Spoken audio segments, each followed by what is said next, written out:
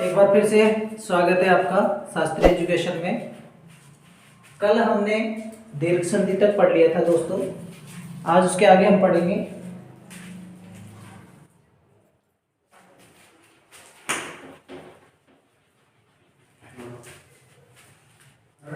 लेकिन उससे पहले कल जो पढ़ा था हमने उसको थोड़ा सा रिपीट कर लेते हैं, देख लेते हैं। कल हमने पढ़ा था, संधि स्टार्ट की थी। कल हमने शुरुआत में संधि से शुरू किया था कि संधि जो है आपकी दो शब्दों से मिलकर बनी है, सम उपसर्ग धा धातु से, जिससे संधि शब्द का निर्माण होता है। और संधि का जो शाब्दिक अर्थ होता है वो होता है समझौता। फिर इसके बाद अपन ने पढ़ा था कि संधि जो है वो तीन प्रकार की होती है, स्वर संधि, व्यंजन संधि, विसर्ग संधि। स्वर संधि की परिभाषा हमने लिखी थी, पढ़ी थी। स्वरों का स्वरों के साथ मेल होना स्वर संधि कहलाती है। फिर उस स्वर संधि के अपन ने 5 भेद पढ़े थे, जिसमें अपन ने सबसे पहले नंबर पर दीर्घ संधि पढ़ी थी। और दीर्घ संधि में अपन ने पढ़ा था कि दीर्घ संधि जो होती है वो समान स्वरों के योग में होती है। दीर्घ संधि समान स्वरों के योग में होती है। इसके बाद उदाहरण भी कुछ अपन ने देखे थे, देख लीजिए, मैं बता देता हूं आपको। जैसे सबसे पहले आप उदाहरण है रामानुज, नदीश, वधोत्सव, कपीश। इस तरह अगर अब इन शब्दों का यदि हम संधि विच्छेद करेंगे तो कहां से करेंगे, किस तरह से करेंगे। जाहिर सी बात है कि जब जब अपन संधि का संधि विच्छेद करते हैं, शब्दों का संधि विच्छेद करते हैं सॉरी, तो उनमें कहीं ना कहीं कोई ना कोई जगह, कोई ना कोई स्थान ऐसा होता है जहां से कि शब्द दो भागों में निश्चित सार्थक अर्थ में बंट सकता है। ऐसा ही यहां से देखेंगे, यहां से अगर टुकड़े करेंगे तो नहीं हो सकते, यहां से कर सकते हैं। तो आ यहां पर है, यदि आ को आपने दीर्घ संधि में पढ़ा हुआ कि आ को हम किस किस भाग में बांट सकते हैं। तो आ को हम ए प्लस आर, इस तरह से मैंने कल बताया था आपको।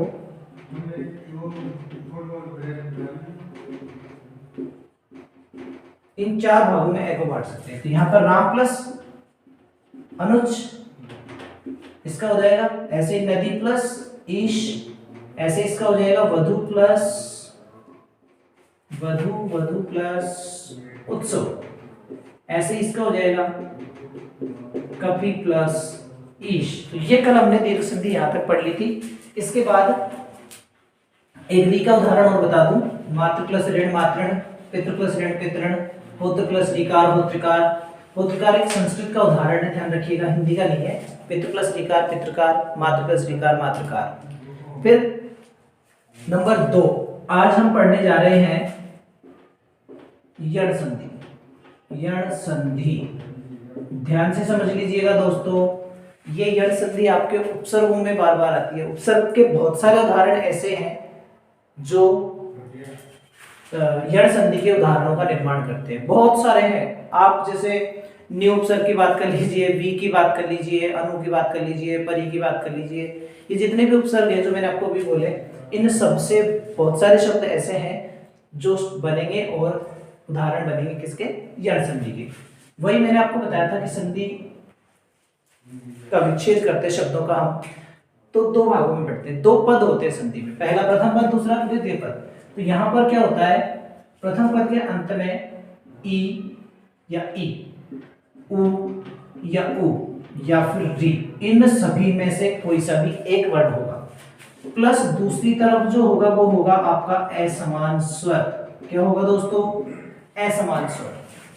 यानी कि ए ई उ री के साथ असमान स्वर का मेल जब जब होता है तब तब यण संधि होती है। और क्या परिवर्तन होता है, यदि ई है तो इसके स्थान पे हो जाता है य। ई कोई सा भी हो, छोटा हो बड़ा हो। यदि उ है तो उ के स्थान पर हो जाता है व। यदि री है तो री के स्थान पर हो जाता है र। ध्यान रखिएगा, सबके सब हलंत आएंगे, स्वर रहित व्यंजन आएंगे ये सब के सब। उदाहरणों की ओर चलते हैं। सबसे पहले मैंने आपको अभी बताया था परी उपसर्ग होता है, यहां पर अपन ने कर दिया आवरण। यहां पर ई है, यहां पर आपका आ। यदि ई में हम जोड़ते हैं आ तो ऐसे तो संधि होती नहीं है, लेकिन अभी नियम के आधार पर देखेंगे अपन। अपन ने जो यण संधि का भी अभी नियम लिखा है, समझा है कि यदि ई उ री के बाद असमान स्वर हो तो यण संधि होती है। तो यहाँ पर क्या है, ई है और ई के बाद ई जैसा होता तो दीर्घ संधि हो जाती। ई जैसे से मतलब ई छोटा होता या बड़ा होता तो यण संधि दीर्घ संधि हो जाती। लेकिन यहाँ पर क्या है, आ यानी कि असमान स्वर, और जब जब ई उ री का योग असमान स्वरों से होगा तब तक यण संधि होगी और ई के स्थान पर ये हो जाएगा। जोड़ दीजिए दोस्तों इनको। यहाँ पर आपका प र आधा रह गया क्योंकि ई निकाल चुके हैं हम पहले। ई के स्थान पे हमने कर दिया ये आधा है और आगे है आवरण। जब आप पूरे को जोड़ोगे तो ये र आधा होने की वजह से अगले वाले वर्ण के ऊपर चला जाएगा और आ की मात्रा इसमें मिल जाएगी, तो ये यहाँ पर लग जाएगा। आपका शब्द बन जाएगा पर्यावरण। नेक्स्ट देखिए, इति प्लस आदि, सिंपल है। यहाँ पर ई है, यहाँ पर आ है, तो यहाँ पर भी वही आ बन जाएगा जैसे इसमें बनाया था अपन ने, और आपका शब्द बन जाएगा इत्यादि। क्या बन जाएगा दोस्तों, इत्यादि। आगे बढ़ते हैं, इसी उदाहरणों की कड़ी में आगे बढ़ते हैं तो देखते हैं। जैसे आप यहाँ पर देखिए वी प्लस अस्त, यहाँ पर आपका ई है, ई के बाद असमान स्वर है तो यहाँ पर ई के स्थान पे हमने कर दिया ये, तो ये हो गया आपका इस तरह से, ये इसमें मिल जाएगा और शब्द बन जाएगा आपका व्यस्त। और देख लीजिए प्रति धन एक, यहाँ पर क्या है, ई को जोड़ो सॉरी यहाँ पर ई है, ई के बाद ए यानी कि असमान, तो ई के स्थान पर क्या कर दिया ये, और इसकी मात्रा इसमें लग जाएगी। आपका शब्द बन जाएगा, ये प्र है, ये त आधा रह गया, ई के स्थान पे हमने ये कर दिया, ये में ए की मात्रा लग गई, तो आपका बन जाएगा शब्द प्रत्येक। ये नहीं है, यहाँ पर शब्द बन जाएगा प्रत्येक। फिर उसी से आगे बढ़ते हैं, तो इसके उदाहरण अपन ने पढ़ लिए। एक और देख लीजिए इसका उदाहरण। जैसे यहाँ पर मैंने आपका लिखा है नदी प्लस आगम, यहाँ पर बड़ा ई है और यहाँ पर आपका आ है, दोनों को जोड़ेंगे तो या बन जाएगा। ठीक है दोस्तों, यहाँ पर या बन जाएगा। अब यहाँ पर आपका द रह गया आधा, और ये आपका या, ये इसमें जुड़ ही चुका है, और ये गम। या तो आपको इस तरह से लिखना है या फिर आपको इस तरह से भी लिख सकते हो, नद्यागम। ठीक है, आगे बढ़ते हैं। आशा करता हूं यहां तक आप सबके समझ में आया होगा। यदि आपको कोई परेशानी आती है तो आप कमेंट बॉक्स में जाकर के कमेंट कर सकते हो। टेलीग्राम, इंस्टाग्राम, फेसबुक पर भी मुझे फॉलो कर सकते हो। इस वीडियो की डिस्क्रिप्शन में आपको लिंक मिल जाएगी।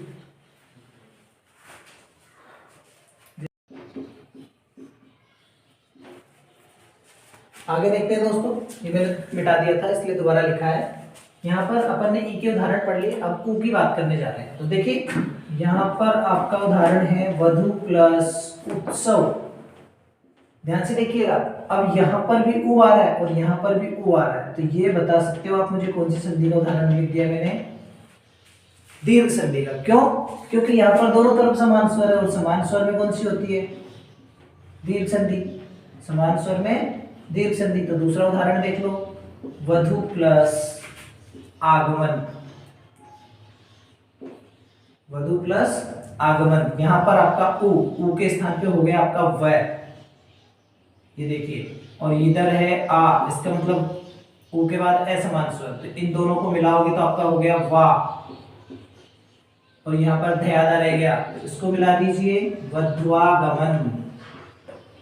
क्या शब्द बन गया है, वध्वागमन। आगे देखते हैं,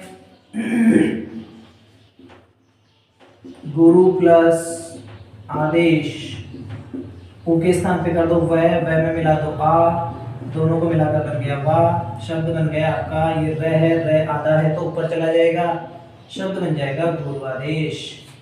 ऐसे ही अनु प्लस इति, इधर ऊ है, ऊ के स्थान पर व कर दिया, इधर ई है, दोनों को मिलाओगे शब्द बन जाएगा आपका वी।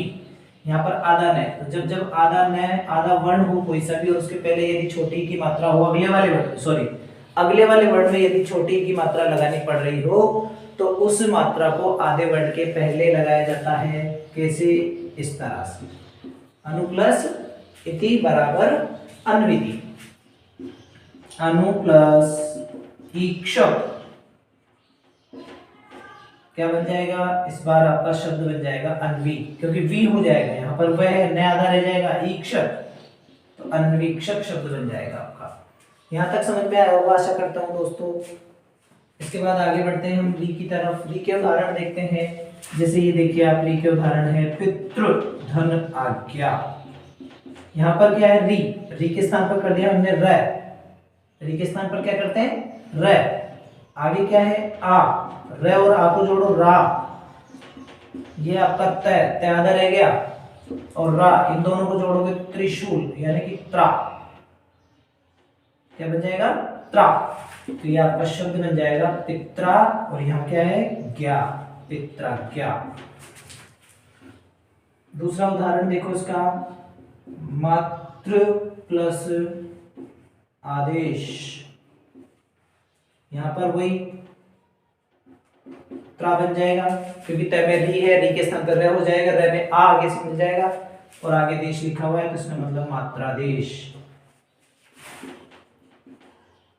अगला उदाहरण है आपका पितृधन इच्छा।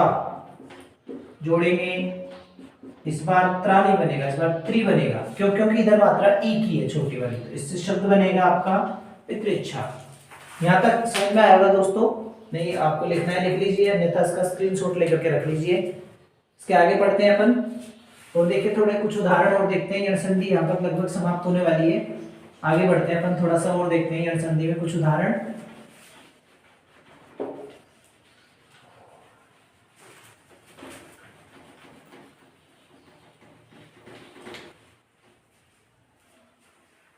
चलो, जैसे उदाहरण देखिए, सख्यागम,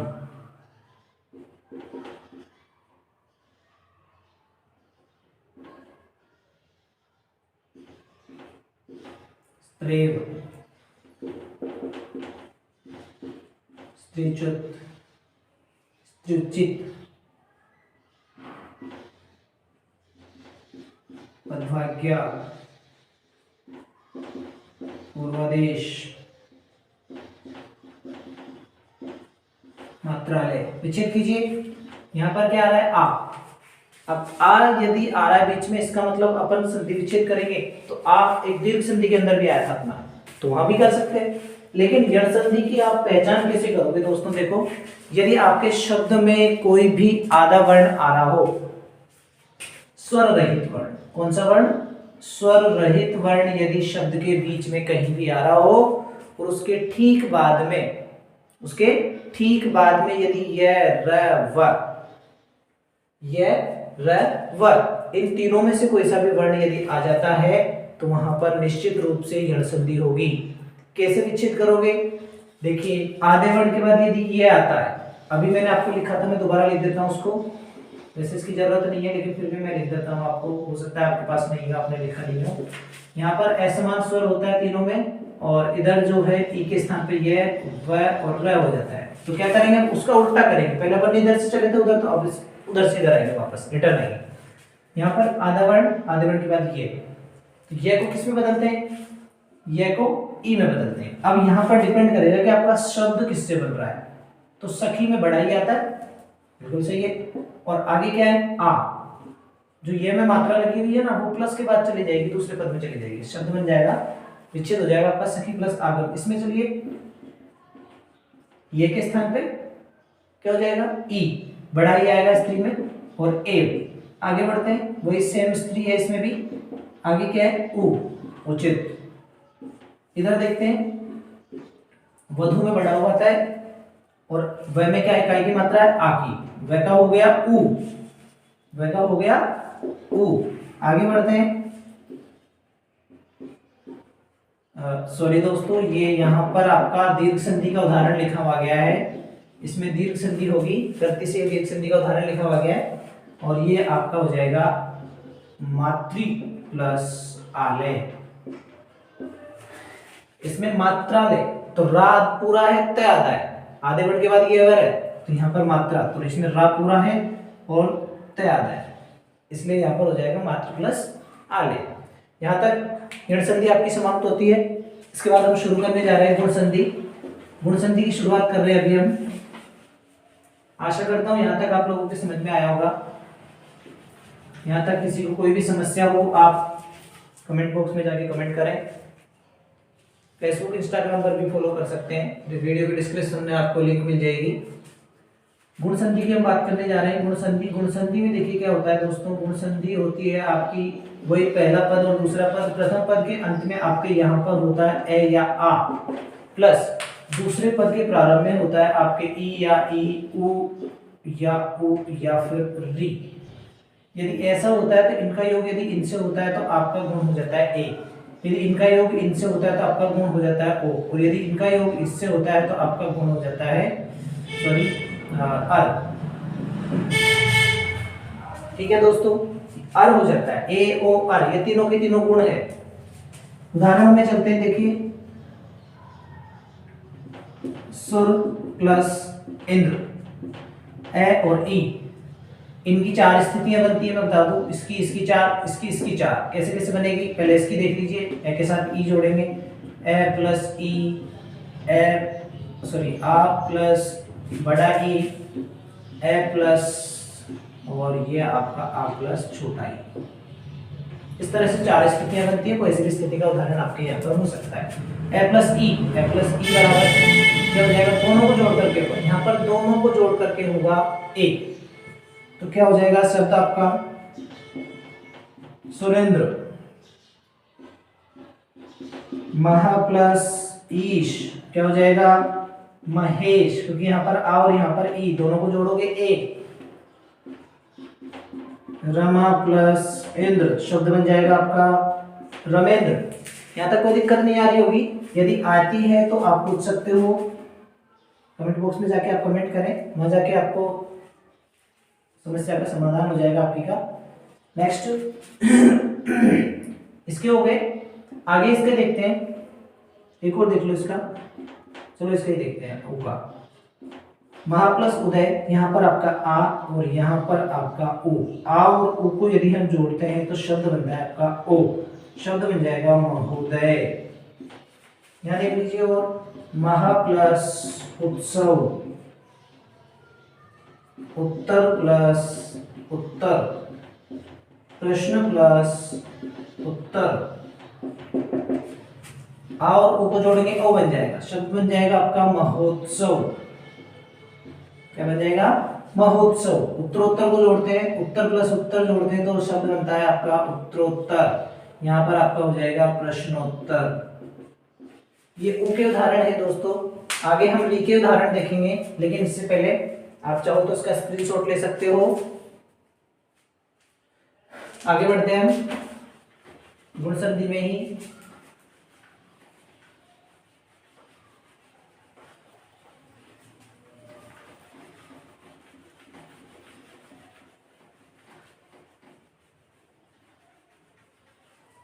गुण संधि अभी भी चल रही है, अभी पूरी नहीं हुई है दोस्तों।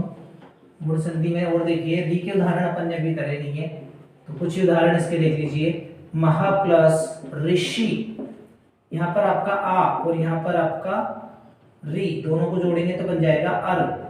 अब आपका यहाँ पर रह गया मह, यहाँ से अर है पूरा हो गया, रह आधा है, शी बच रहा है, तो आधा रह कहाँ चला जाएगा अगले वाले वर्ड के ऊपर।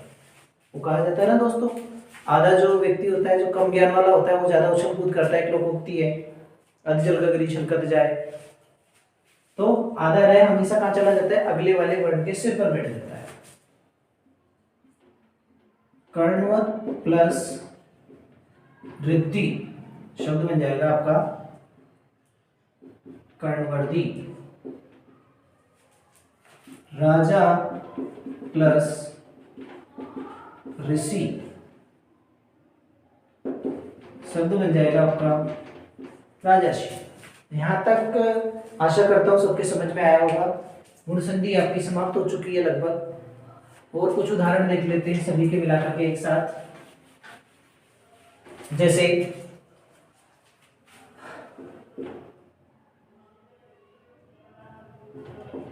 राजेश, सुरेंद्र,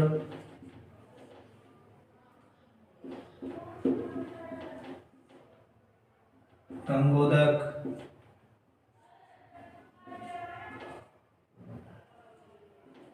विश्वेश, महोत्सव,